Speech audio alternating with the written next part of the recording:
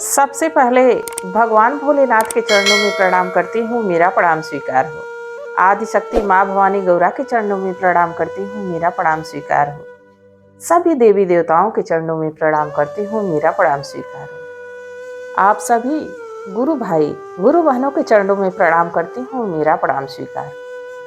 गुरु भाई गुरु बहनों, आप लोग तो जानते ही हैं कि हम लोग शिव शिष्य हैं। महादेव को अपना गुरु माने हैं, महादेव को अपना गुरु बनाए। देवों के देव महादेव ये सदियों से हर युग में महादेव गुरु रहे हैं और ये स्वयं हम ही लोग के नहीं गुरु हैं, देवी देवताओं के भी गुरु हैं। ये गुरुओं के गुरु हैं। इनकी सेवा में, इनकी संगत में, इनके मार्ग पे चलने से जो हमें प्राप्त हो जाएगा, देखिए हमारे किस्मत में जो रहता है वो तो मिलता ही है। बाकी शिव आराधना में रहते हुए जो हमारी किस्मत में नहीं रहता है वो भी मिलता है। जो हमारी किस्मत में नहीं रहता है वो भी मिलता है। और ये अनुभव मुझे स्वयं प्राप्त है। मैं बहुत कष्ट में, बहुत परेशानी में थी। बाकी जब से शिव शिष्यता में आई, अपने आप धीरे धीरे मन विचार सब शांत होते गए। देखिए कुछ कुछ कार्य ऐसे होते हैं जो समय आने पे ही होते हैं और हम चिंतित कब हो जाते हैं? आज में ही चिंतित हो जाते हैं कि वो होगा कि नहीं होगा, वो हमारा कार्य सफल होगा कि नहीं होगा। और उसके वजह से व्यर्थ में जो हमारा आज है, जो हमारा आज जीवन व्यतीत हो रहा है, उसको भी हम बर्बाद कर देते हैं, खराब कर देते हैं चिंतित होके। और कुछ ऐसी उटपटांग हरकत भी कर देते हैं कि जिससे वो काम होना जो है वो और कठिन हो जाता है और परेशानी का कारण बन जाता है। हम मनुष्य सदा भविष्य को लेकर ही चिंतित रहते हैं, जबकि बहुत सिद्ध पुरुष, ऋषि मुनि सभी यही कहते हैं कि आज में जीना चाहिए। इस शरीर का क्या भरोसा है? हो सके अभी 1 मिनट के बाद ये शरीर साथ छोड़ दे, तो हम भविष्य की सोच के आज बर्बाद जो कर रहे हैं। और आज जब हम चिंतित होते हैं, दुख में होते हैं, परेशानी में होते हैं, तो सच मानिए भगवान में भी मन नहीं लगता है। भले हम भगवान को कोसते हैं ना कि भगवान ने हमारा ये काम खराब कर दिया, भगवान हमारे ही जीवन में क्यों दुख लिखे हैं, हमारा ये काम बन नहीं रहा है, क्यों ऐसा हो गया। तमाम तरह की बात भगवान से कहते हैं, पर भगवान पे मन केंद्रित हो नहीं पाता है। उस भविष्य की बात को लेके आज जो हमारा आज हम पुण्य कर्म कर सकते थे, हम किसी के साथ अच्छा व्यवहार कर सकते थे, किसी के साथ हम कुछ अच्छी बात शेयर कर सकते थे, उसको हम चिंतित होकर सब कुछ अपना नुकसान कर दिए। ये हमारे जीवन में बहुत बड़ा कष्ट का कारण है। हम अपने आने वाले कल को लेके, जो आज हमारा जो बीत रहा है, आने वाले कल के वजह से आज भी हम खराब कर देते हैं। हो सकता है हमारा मन प्रसन्न रहता तो हम महादेव को कुछ बढ़िया भोग लगाते, महादेव को कुछ बढ़िया बना के हम खिलाने की योजना बनाते, कुछ गुरु भाई कुछ गुरु बहनों से मिलके शिव के बारे में कुछ बात करते, शिव के मार्ग पे चलने के लिए कुछ और लोगों के पास जाके मिलते। हमारे नीलम दीदी और हरिंदर भैया ने क्या किया? उन्हें जब ये प्राप्त हुआ 3 सूत्र का ज्ञान, जब उनको लगा कि ये जन जन लोगों तक पहुंचाना चाहिए, तो स्वयं निकल पड़े। वो कभी एक जगह नहीं रहते थे, हमेशा चलते रहते थे शिव के मार्ग पे। तो वो आज में जिए वो भविष्य को लेके कि नहीं हम भविष्य में क्या कर सकते हैं, हमारा भविष्य में क्या होने वाला है, इसको लेके वो चिंतित नहीं थे। और हम लोग शिव शिष्यता में रहते हुए अगर जो ये इस तरह की हरकत करते हैं, इस तरह की बात करते हैं, तो ये समझिए अपने आप के लिए ही नहीं नुकसान है, आने वाले कल के लिए भी हम नुकसान कर रहे हैं। तो शिव शिष्यता में रहते हुए गुरु भाई गुरु बहनों, आप लोग हमारा साथ देते हैं, हमारा सपोर्ट करते हैं, इसके लिए आप लोगों का तहे दिल से धन्यवाद। मैं महादेव से सदा यही प्रार्थना करती रहती हूँ कि हे शिव गुरु, हे महादेव, हमारे गुरु भाई, हमारे गुरु बहन हमारे साथ कंधे से कंधा मिला के महादेव की कथा को शेयर करते हैं, लाइक करते हैं, सदा सब पे अपनी दया दृष्टि बनाए रखें। और आप लोगों से भी यही उम्मीद है कि हम लोग जिस मार्ग पे चल रहे हैं, आप लोग अपना साथ हमारे साथ बनाए रखेंगे। तो कथा को ज़्यादा से ज़्यादा लाइक और शेयर करिए। अगर जो आप लोग चैनल पे नए हैं तो सब्सक्राइब कर लीजिए, ताकि जो भी वीडियो पड़े, जो भी कथा पड़े, वो आप लोगों तक आसानी से पहुंच जाए। कमेंट में महादेव का नाम जरूर लिखिए। भगवान का नाम लिखने से, बोलने से सारे कष्ट दूर हो जाते हैं, सारी परेशानी दूर हो जाती है। और कथा जब भगवान की चल रही हो, चर्चा जब भगवान की चल रही हो, तो इसको पूरा सुनना चाहिए। आधा अधूरा सुनने पे एक तो कोई ज्ञान नहीं मिलेगा और दूसरा महादेव का अपमान हो। तो कथा को आप लोग पूरा सुना करिए। देखिए गुरु भाई गुरु बहनों, आज जो मैं कथा सुना रही हूँ, कथा बड़ी ही सुंदर है और बड़ी ही ज्ञानदायी है। इस कथा को आप लोग अंत तक सुनिएगा और अपने भाई बंधु, अपने नात रिश्तेदार, अपने गुरु भाई गुरु बहनों से, जिस लोगों से आप जुड़े होंगे, सब तक इस बात को शेयर करिएगा। देखिए, एक राज्य में एक जादूगर था। जादू जो दिखाते हैं कि रुमाल को कबूतर बना देंगे, कबूतर को मोर बना देंगे, मोर को सांप बना देंगे, सांप को फूल बना देंगे, मतलब अपना कर्तव्य दिखाते हैं। कुछ ऐसी चीजें सीख लेते हैं जिसे नजरबंद कर देते हैं और जो वो चाहते हैं वही सबको दिखता है।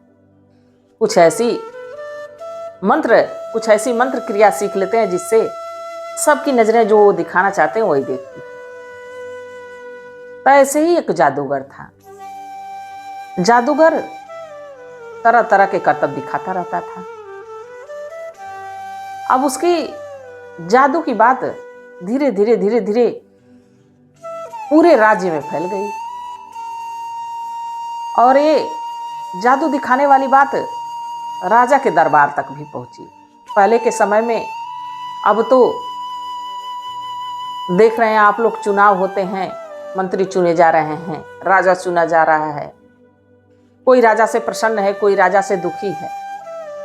पर हमारे भारतवर्ष में एक ऐसा भी राजा आया है जो हमारे प्रभु राम को लाने वाला है। 22 तारीख को हमारे राम लला की 500 साल बाद स्थापना होने जा रही है। इसकी खुशी हम सभी भारतवासियों को होना चाहिए, हम सभी गुरु भाई गुरु बहनों को होनी चाहिए कि हमारे प्रभु राम, देखिए, वो भी मनुष्य तन में आए थे और आके जन जन लोगों की मदद किए, जन जन लोगों को ये ज्ञान दिए कि देखो विपत्ति सब पे आती है और उस विपत्ति से घबराना नहीं चाहिए, उस विपत्ति से कंधे से कंधा मिला के उसके साथ चलना चाहिए, अपने आप सुख आएगा। और बहुत लोगों का उद्धार भी किए इस पृथ्वी पे आके। उनके आने से पृथ्वी का विकास हुआ, लोगों में जागरूकता हुई कि हमारे मर्यादा पुरुषोत्तम राम मर्यादा को बनाए।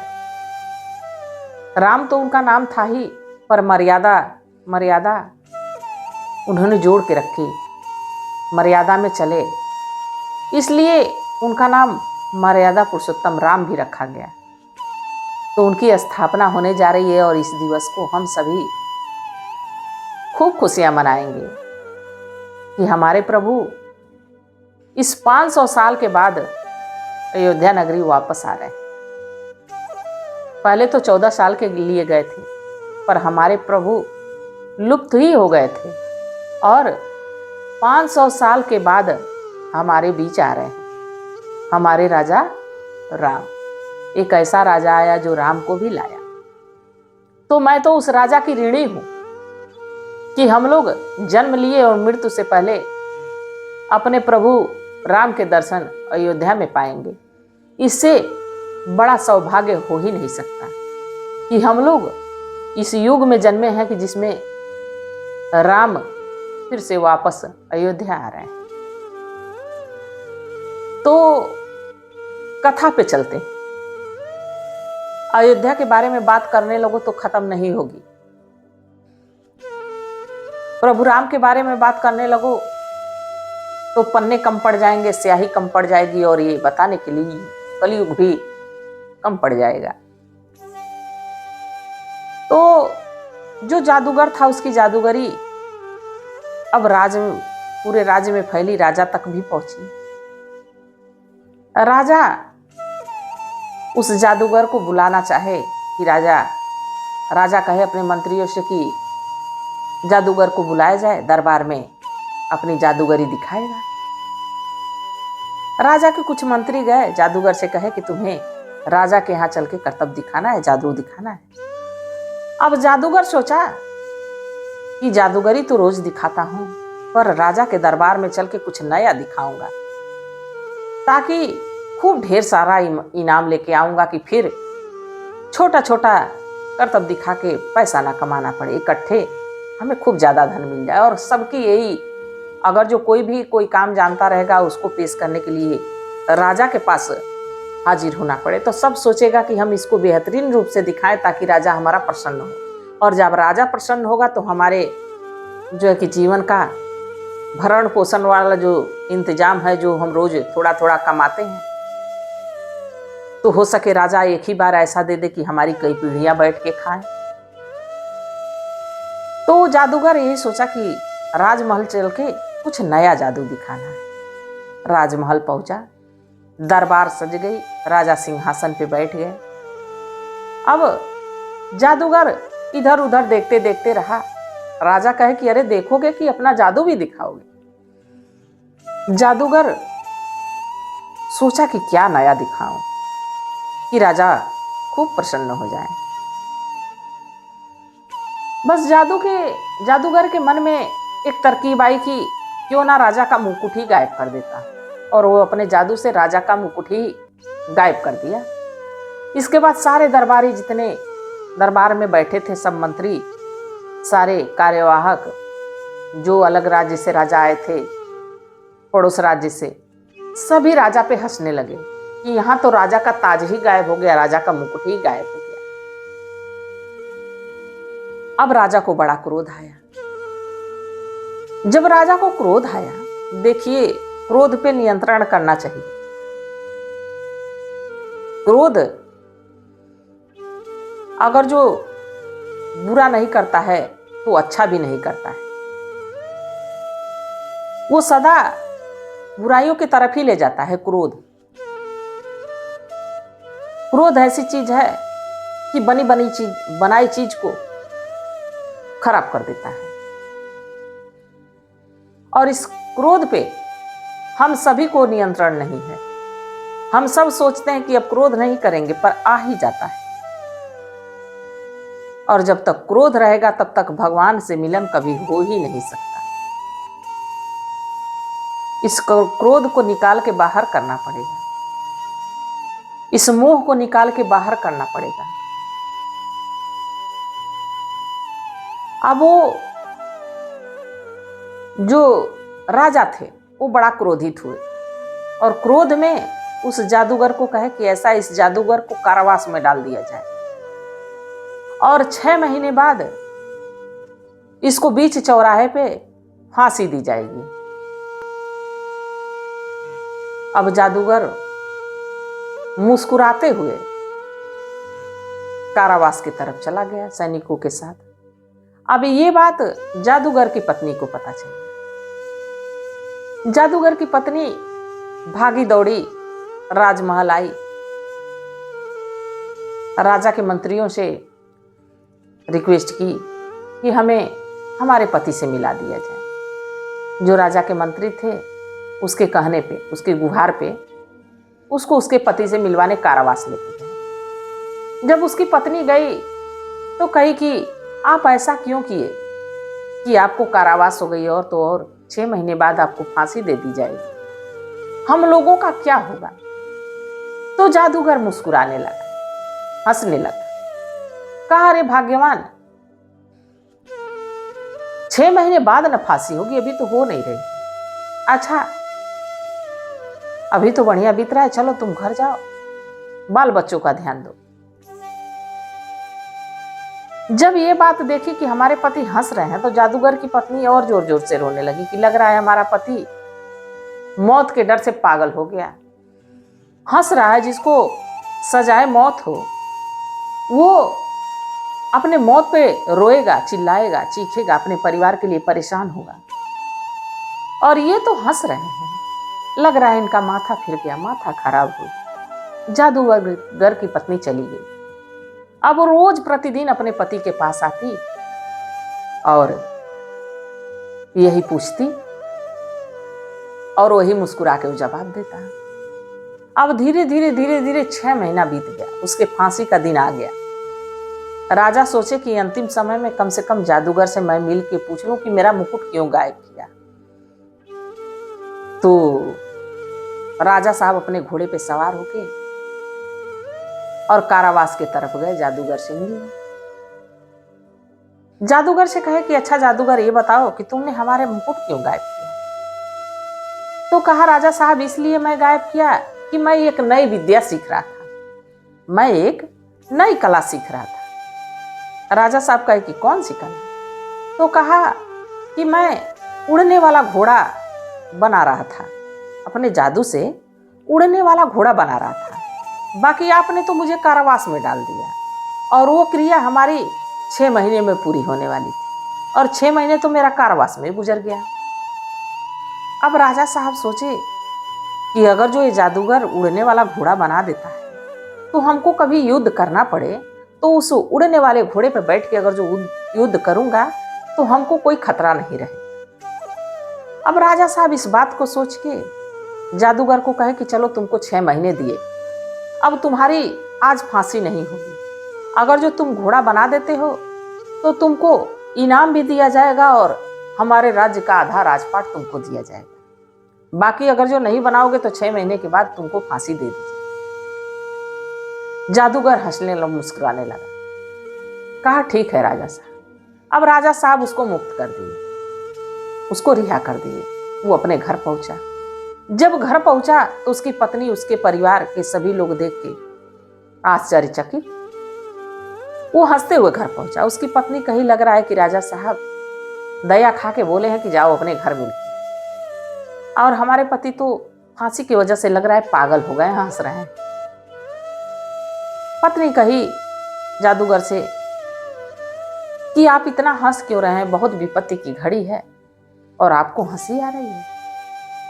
तो कहा अरे पगली, मैं तुमसे कहता था ना कि आज है उसको खुश होके जियो, हमारा जीवन जो आज चल रहा है उसको खुश होके जियो, उसको व्यर्थ में 6 महीने बाद फांसी मिलनी है उसको सोच के आज क्यों खराब करना, मौत तो 6 महीने बाद हमारी होगी। अब फिर जादूगर समझाया कि देखो हमारी फांसी का डेट 6 महीने के लिए और बढ़ गया है और इस समय में मुझे राजा ने कुछ कार्य सौंपा है, उस कार्य को पूरा करना है। अब बड़ा खुशी खुशी अपने परिवार के साथ जादू करतब दिखाता और अपने परिवार के साथ खुशियों के साथ रहने लगा। तब तक देखिए जैसे 3 महीना पूरा हुआ, राजा की ही मृत्यु हो गई, जो राजा सजा सुनाया था उसकी ही मृत्यु हो गई। तो इस कथा से यह सीख मिलती है कि जो हमारा आने वाला कल है उस चीज को सोच के हम आज क्यों खराब कर रहे हैं, आज क्यों बर्बाद कर रहे हैं। जादूगर मुस्कुराता रहा, हंसता रहा। अपना जो है कि जीवन खुशी खुशी जिया, ये नहीं कि व्यर्थ में। वो उसी कारावास में शिव आराधना करता रहता था। तो उसके भाग्य में मरना नहीं लिखा था। जब राजा मर गया तो वहां नया राजा उस राजगद्दी पे बैठा। जब नया राजा बैठा तो राजा के कहे के अनुसार अब आधा राजपाट घोड़ा उड़ने वाले घोड़े बनाने पे उस जादूगर को देना था। और जादूगर अपनी क्रिया सिद्ध किया और एक घोड़े को ऐसा तैयार किया कि जैसे वो हवा में बात करता हो, इतना तेज दौड़ता था। वो अपना कर्म किया और फल वो कभी सोचा नहीं था कि हमें आधा राजपाट मिलेगा, हम कभी राज भवन के एक हिस्सा होंगे, राजभवन में हमारा भी हिस्सा होगा, कभी सोचा नहीं था जादूगर। पर महादेव की कृपा हुई और महादेव की दया हुई तो उस जादूगर को राजपाट भी मिला। तो देखिए गुरु भाई गुरु बहनों, आने वाले कल को सोच के हमारा जो आज बीत रहा है उसको व्यर्थ में नहीं जाने देना चाहिए। इसमें भगवान की सेवा आराधना करनी चाहिए, पूजा करनी चाहिए, भगवान को मनाना चाहिए कि हे प्रभु आज जो हमारा है ऐसे ही हमारा आने वाला कल भी बीते। हम आज बड़े खुश हैं, बड़े प्रसन्न हैं। आप कष्ट में भी अगर जो खुशी का अनुभव करते हैं, भगवान पे विश्वास रखें कि भगवान जो करेंगे ठीक करेंगे, तो सब कुछ अच्छा होगा। तो गुरु भाई गुरु बहनों, आप लोगों को कथा कैसी लगी जरूर बताइएगा। मैं भी महादेव से प्रार्थना करती हूँ कि हे भोलेनाथ, हे शिव गुरु, जो गुरु भाई गुरु बहन हमारी इस कथा को देख रहे हैं, सुन रहे हैं, सभी पे अपनी दया दृष्टि बनाए रखिएगा। इसी कामना के साथ हर हर महादेव।